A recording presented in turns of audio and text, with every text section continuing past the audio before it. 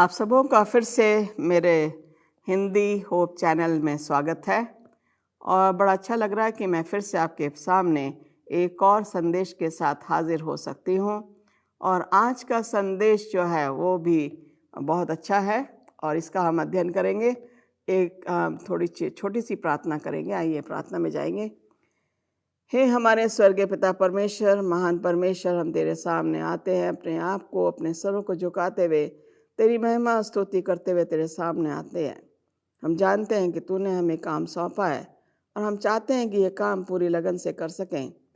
हम ये भी चाहते हैं कि तेरी पवित्र आत्मा मेरे द्वारा बोले, लोग मुझे देखें, मेरे एक एक शब्द को छू जो मैं बोलने वाली हूँ, और जब मैं बोलूँ लोग तुझे देखने वाले बने, तेरी महिमा स्तुति करने वाले बने।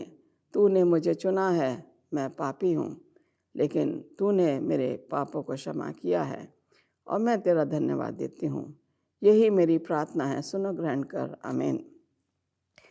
आज हम जो देखेंगे रूत की कहानी, और यहाँ पे देखते हैं अन्य जातियों से ये आई है।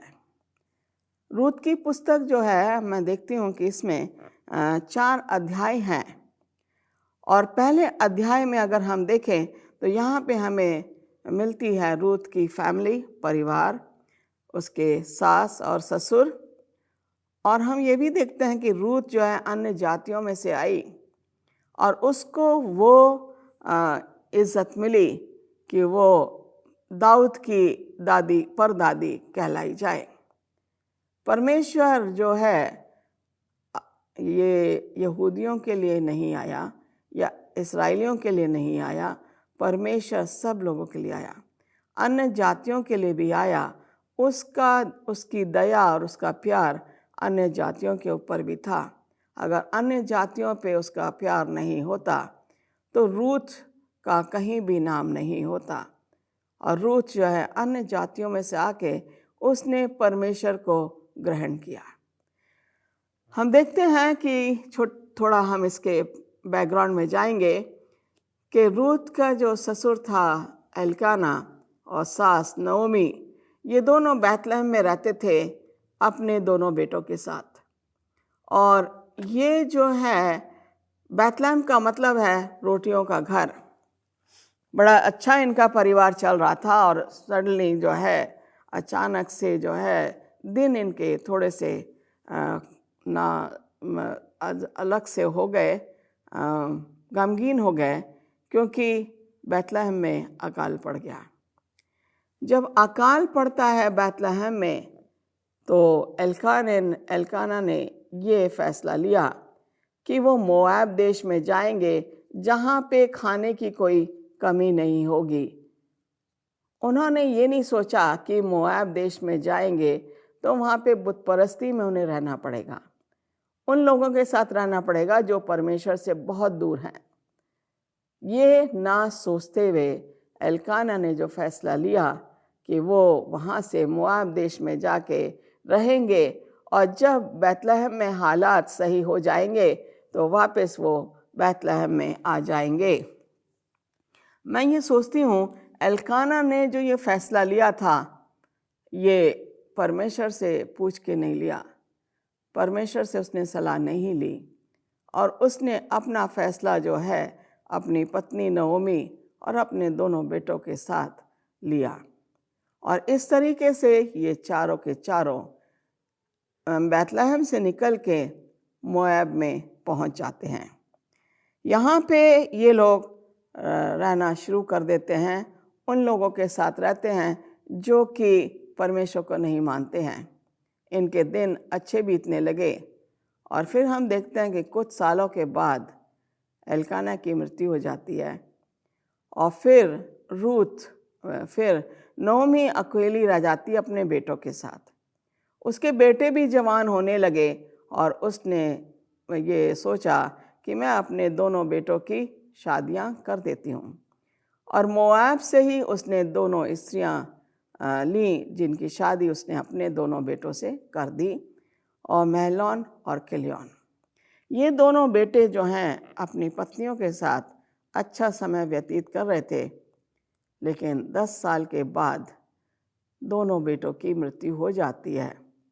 हम देखते हैं कि बैतलहम रोटियों का घर, जहाँ पे किसी चीज़ की कमी नहीं थी, मोआब में आए और उन लोगों के साथ बस गए जो कि परमेश्वर को नहीं मानते थे। और इस तरीके से इनके ऊपर मातम छा गया, क्योंकि नओमी ने अपने हस्बैंड को खो दिया, पति को खो दिया, और रूथ और दूसरी इसकी जेठानी ने अपने पति को खो दिया। ओरपा और नओमी और रूथ तीनों अकेली रह जाती है। अब इन्हें पता नहीं लग रहा कि क्या करना चाहिए, क्योंकि तीनों विधवा हैं और विधवा लोगों को लोग जो हैं तिरस्कार करते हैं, उनको अच्छा नहीं समझते हैं, वो समाज में कहीं भी जा नहीं सकती हैं, और उनके घर में जो कोई मुखिया नहीं है, जो आदमी जो कि उनके खाने पीने का बंदोबस्त करे। अब उन्हें नओमी को ये लगा कि मुझे वापस अपने लोगों में जाना चाहिए जहाँ से मैं आई थी, और इस तरीके से उसने फैसला लिया कि वो वापस बैतलहम जाएगी। हम देखते हैं कि ये बैतलहम जाने की तैयारी करती है, और एक सुबह ये अपने दोनों बहुओं के साथ, ओरपा और रूथ के साथ, वो मोआब देश को छोड़ती है। और हम ये देखते हैं कि गांव में और शहर में, पहले ज़माने में और आज भी गांव में आप जाएंगे तो अगर आपके घर में कोई अतिथि आया है और वो जब जा रहा है तो घर के ज़्यादातर लोग जो हैं उसको गांव के छोर तक छोड़ के आते हैं, गांव के बाहर तक, और फिर वो वापस अपने घर चले जाते हैं।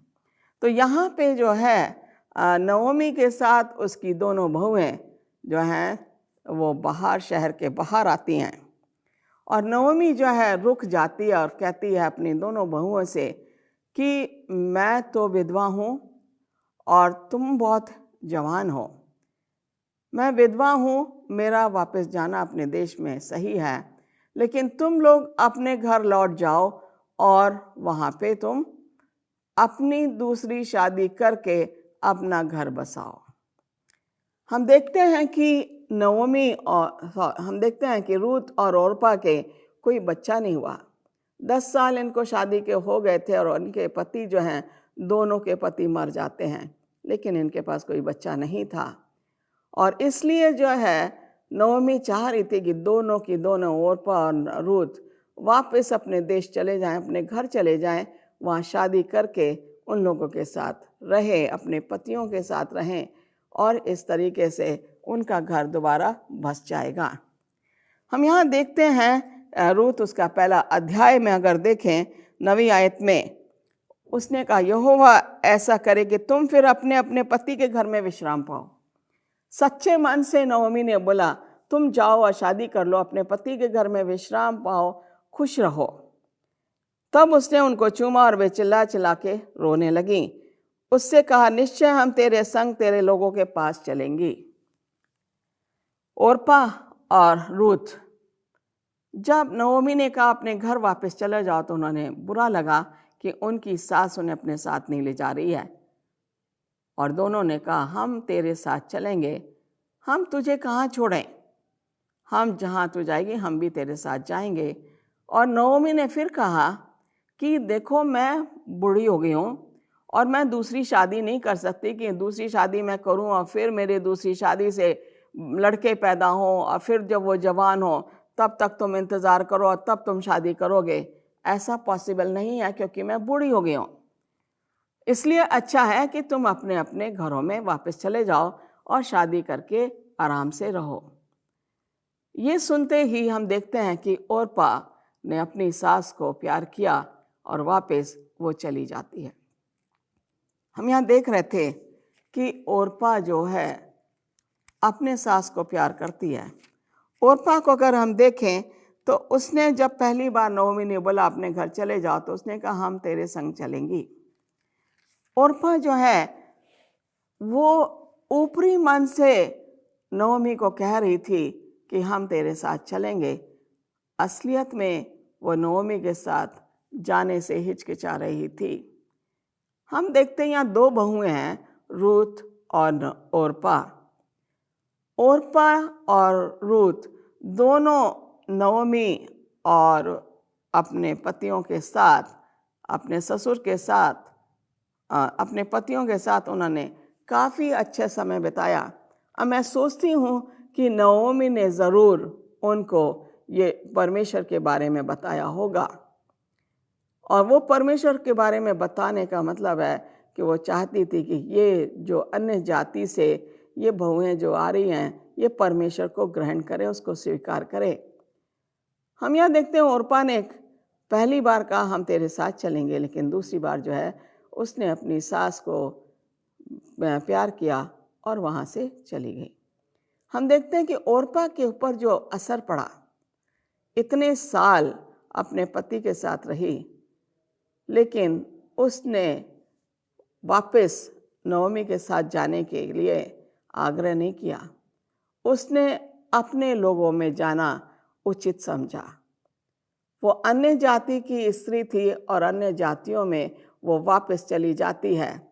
उसके पास मौका था कि नओमी जो जिसने उन्हें तालीम दी थी, प्रार्थना शायद उसके साथ करती होगी, लेकिन ओरपा के ऊपर कुछ असर नहीं पड़ा। उसने मसीह के साथ जीवन बिताना उसने सही नहीं समझा और वो इस तरीके से अपने लोगों में वापस चली जाती है। लेकिन अगर हम दूसरा पहलू देखें रूथ का, रूथ भी अन्य जातियों में से आई थी और रूथ जो है वो विश्वास में कमज़ोर नहीं थी जैसे कि ओरपा थी। रूथ अपने विश्वास में बहुत ज़्यादा मजबूत होती है। हम देखते हैं कि अब्राहम जिसे बोला गया था वो भी अन्य जातियों में से आया था। परमेश्वर ने कहा अपने पिता अपने घराने को छोड़ यहाँ से निकल के बाहर आ, और उसने परमेश्वर की आज्ञा का पालन किया और वो निकल के आ जाता है। लूत उसके साथ आता है। हम देखते हैं यहाँ पे ओरपा को मौका मिला वापस अपनी सास के साथ जाने का, लेकिन उसने अपने लोगों को चुना। हम देखते हैं कि अब्राहम को हम विश्वासियों का पिता कहते हैं, लेकिन ओरपा में ऐसा कुछ भी नहीं था। दो तरह के लोग हैं, एक रूथ के जैसे समान हैं जो परमेश्वर के साथ चलना मांगते हैं। वो पुराना रास्ता, पाप वाला रास्ता छोड़ के वो परमेश्वर के साथ चलना मांगते हैं, जैसे रूथ थी, और इसलिए उसको वो इज्जत मिली, वो ओहदा मिला कि वो दाऊद की परदादी कहलाई जाए। हम यहाँ पे देखते हैं कि रूथ का जो व्यवहार है अपनी सास के साथ कैसा था। ओरपा चली जाती है और यहाँ पे हम देखते हैं कि नओमी जो है वो, मैं सोचती हूँ, खुश हो गई कि ओरपा अपने लोगों में चली गई। वो चाह रही थी कि रूथ भी अपने लोगों में जाए। लेकिन यहाँ पे हम देखते हैं 15वीं आयत में, अगर देखा जाए रूथ का पहला अध्याय की 15वीं आयत में, यहाँ पे रूथ नओमी कह रही है, तब उसने कहा देख तेरी चिट्ठानी तो अपने लोगों और अपने देवता के पास लौट गई है, इसलिए तू अपनी जेठानी के पीछे लौट जा। अपने लोगों का मतलब है अपने देवताओं में वापस चली गई है। जहाँ से वो आई थी वो वापस चली गई। उसने वो ज़िंदगी जीने की कोशिश करी जो उसके माँ बाप, माता पिता, रिश्तेदार अपने देवताओं को मानते थे। लेकिन यहाँ पे रूथ के ऊपर इस बात का कोई असर नहीं होता है। रूथ बोलती है यहाँ पे 16वीं आयत में, यह कहती, तू मुझसे ये विनती ना कर, मुझसे ये मत कह कि मैं अपने वापस लोगों में चली जाऊं। ये कहते तुम मुझसे ये विनती ना कर कि तुझे त्याग या छोड़ के लौट जाऊं। कह रहा मैं तो तुझे छोड़ने वाली नहीं हूं। रूथ ने सच्चा रास्ता अपनाया और उसने देखा कि मेरी सास नओमी बुढ़िया हो रही है, इसकी देखभाल कौन करेगा, ये अपने देश में जाएगी। और उसको नहीं मालूम था कि उसके रिश्तेदार हैं, लेकिन उसको ये चिंता थी कि नओमी की चिंता जो है, नओमी की जो जिम्मेवारी है वो मेरी है, क्योंकि मेरा पति मर गया है और मेरे पति के मरने के बाद मेरी जिम्मेदारी है कि मैं अपनी सास जो कि मेरी माँ है उसकी मैं सेवा करूं। तो वो कहती है कि मुझसे विनती ना कर कि मैं तुझे त्याग दूं, तुझे छोड़ के चली जाऊं। उसने ये भी सोचा कि अगर नहोमी वहां से चल के जाएगी अकेले, अगर दो एक साथ रहेंगी लेडीज, उनको तसल्ली रहेगी। चलते चलते थक जाते हैं, क्योंकि उन दिनों में कोई ऐसा कार या स्कूटर या कुछ ऐसा नहीं था कि वो उसमें ट्रैवल करते, उनको पैदल ही चलना पड़ता था। उसने सोचा कि ये मेरी सास बुढ़िया हो गई है, ये जगह जगह रुकते रुकते जाएगी, क्योंकि ज़्यादा देर नहीं चल सकती। अगर मैं इसके साथ रहूँगी तो मैं इसकी सेवा करूँगी, हम लोग कहीं भी बैठ के आराम कर सकते हैं और फिर आगे अपने सफ़र पे जा सकते हैं। उसने अपनी माँ के बारे में बहुत अच्छा सोचा। उसे चिंता थी नहोमी की कि इसकी देखभाल कौन करेगा, मैं तो जवान हूँ, मेरी तो देखभाल हो जाएगी, मैं तो अपनी देखभाल कर लूँगी, नहोमी की चिंता कौन करेगा। और यहाँ पे ये कहती है कि जिधर तू जाए उधर मैं भी जाऊँगी, मैं तुझे नहीं छोड़ने वाली। अगर तू बैतलहम जा रही तो मैं तेरे साथ बैतलहम जाऊँगी। फिर कहती है कि जहाँ तू टिके, जहाँ तू रुकेगी मैं भी वहीं रुक जाऊँगी, तेरे लोग मेरे लोग होंगे, तेरा परमेश्वर मेरा परमेश्वर होगा। उसने ये नहीं कहा कि मेरे देवता तेरे देवते होंगे, उसने कहा तेरा परमेश्वर मेरा परमेश्वर होगा, तेरे लोग मेरे लोग होंगे। उसने अपने आप को पूरी तरीके से नहोमी के परमेश्वर के सामने सुपुर्द कर दिया और नहोमी के परमेश्वर को उसने स्वीकार किया अपना मुक्तिदाता के तौर पे। उसे नहीं मालूम था कि उसके लिए परमेश्वर ने क्या रखा हुआ है। आगे देखते हैं हम। वो कहती जहां तू मरेगी वहीं मैं मरूंगी और वहीं मुझे भी मिट्टी दी जाएगी, जहां तुझे मिट्टी दी जाएगी वहां मुझे भी दी जाएगी।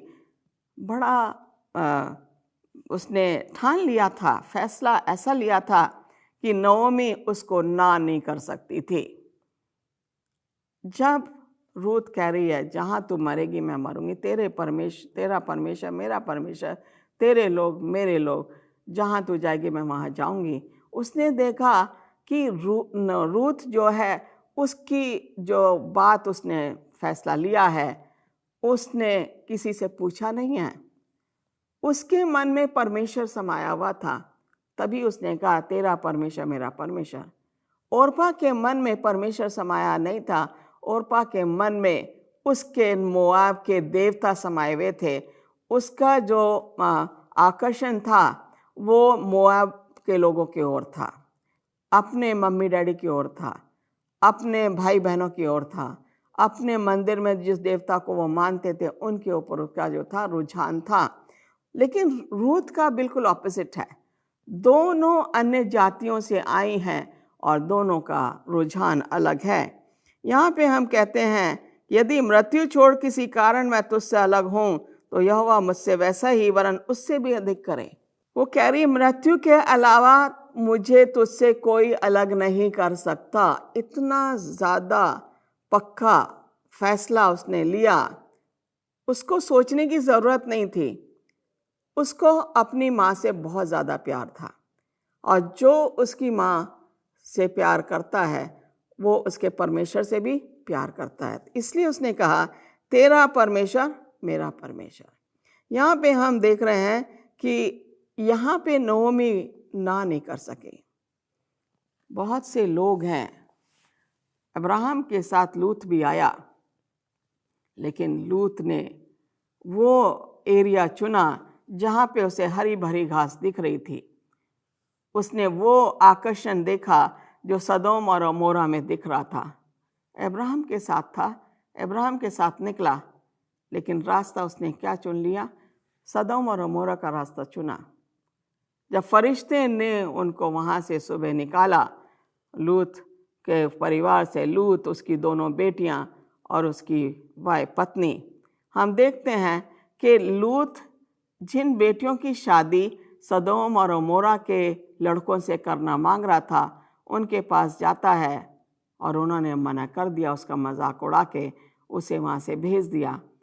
लूत, उसकी पत्नी और उसकी दोनों बेटियां ही सदोम से बाहर निकली, फरिश्ते ने उन्हें बाहर किया और उसकी पत्नी को जो है उसको चारों को बोला गया था कि पीछे मुड़ के मत देखना, लेकिन इन्होंने उसका लूत की पत्नी का रुझान सदोम और अमोरा की तरफ था, उसका आकर्षण सदोम और अमोरा की तरफ था, उसकी धन दौलत सदोम और अमोरा में थी, और उसने जो आज्ञा का पालन नहीं किया, आज्ञा का पालन नहीं करने से जैसे ही वो पीछे मुड़ती है वो नमक का खंबा बन जाती है।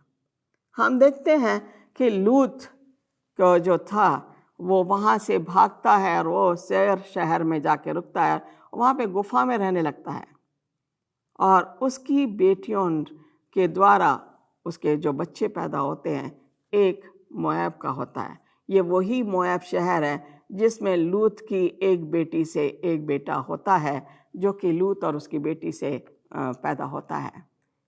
लूत पाप में गिर गया, उसे नया जीवन मिल सकता था, उसने नया जीवन खो दिया, और यहाँ पे रूथ, उसने नया जीवन चुना। उसने कहा तेरा परमेश्वर मेरा परमेश्वर। अब्राहम के साथ लूत चला, लेकिन उसने अब्राहम जैसा नहीं बन पाया। उसके मन में वो लालच रहा और वो स्वार्थ रहा, जिसकी वजह से वो परमेश्वर को स्वीकार नहीं कर पाया। अजीजों, हमारे पास अभी भी समय है। क्या हम रूथ, अब्राहम और इसहाक, याकूब, यूसुफ, इनके जैसे बनना मांगते हैं? अगर हम इनके जैसे बनेंगे, इनके परमेश्वर को हमें एक्सेप्ट करना पड़ेगा। जैसे रूथ ने कहा तेरा परमेश्वर मेरा परमेश्वर, तेरे लोग मेरे लोग, जहाँ तू जाएगी मैं वहीं जाऊँगी, जहाँ तू बैठेगी मैं वहीं बैठूँगी, जो तू खाएगी वो मैं खाऊँगी, जहाँ तू लेटेगी मैं वहीं लेटूँगी, जहाँ तू मरेगी मैं भी वहीं मरूँगी, तेरे को जहाँ मिट्टी दी जाएगी मुझे भी वहीं मिट्टी दी जाएगी। उसने ऐसा जीवन चुना। परमेश्वर के यीशु मसीह की जो वंशावली है, आप मत्ती के पहले पुस्तक में अगर देखेंगे, पहले अध्याय में, तो वहाँ पे रूथ का नाम दिया गया है, क्योंकि यहाँ पे जब वो नोमी के साथ आई तो उसकी शादी बोएज से हुई, और बोएज और रूथ के ख़ानदान से ओबेद हुआ, और ओबेद के साथ जो वंशावली शुरू होती है, रूथ का नाम उसमें आता है, और दाऊद की वो परदादी कहलाती है, क्योंकि उसने नया जीवन पा लिया था नओमी के साथ। उसने नओमी के परमेश्वर को एक्सेप्ट कर लिया था। आप क्या परमेश्वर को ग्रहण कर रहे हैं? परमेश्वर आपको नया जीवन देने वाला है। आइए उस जीवन को एक्सेप्ट करें। प्यारे खुदावन, एक बार फिर से तेरे पास आते हैं। तूने हमें यह मौका दिया कि ये वचन जो मैंने बोला परमेश्वर की ओर से था, और मैं चाहती हूँ लोग इसे सुने और आशीषित हों। यही मेरी प्रार्थना है।